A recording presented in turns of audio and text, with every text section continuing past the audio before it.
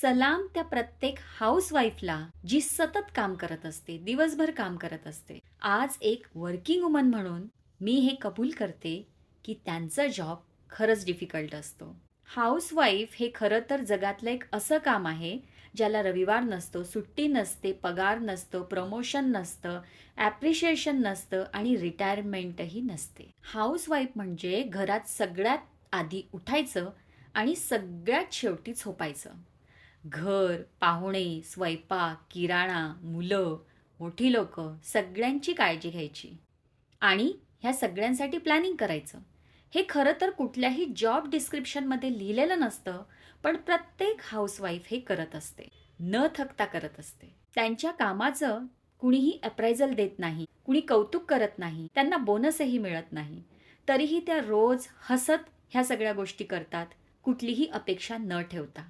भाजी घ्यायला जाणं, किराण्याचं सामान आणायला जाणं, ग्रॉसरी वगैरे आणायला जाणं किंवा पार्लरमध्ये जाणं हेच त्यांचं आउटिंग असतं.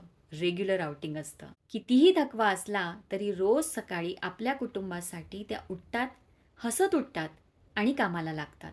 आज एक वर्किंग वुमन म्हणून प्रत्येक हाऊसवाईफला मला हे सांगायचं आहे, की तुमचं काम दिसत नसेल, पण ते खूप मोलाचं आहे. तुमच्या मेहनतीमुळेच असंख्य घरं सुरळीत चालतात आणि म्हणूनच माझ्याकडून त्या प्रत्येक हाऊसवाईफला मनापासून सलाम. जर तुमच्या घरातही अशी एक हाऊसवाईफ असेल, तर आज तिला जाऊन नक्की म्हणा, थँक यू. तुझ्यामुळेच आज माझं घर उभं आहे आणि माझ्या घरातलं घर पण टिकून आहे.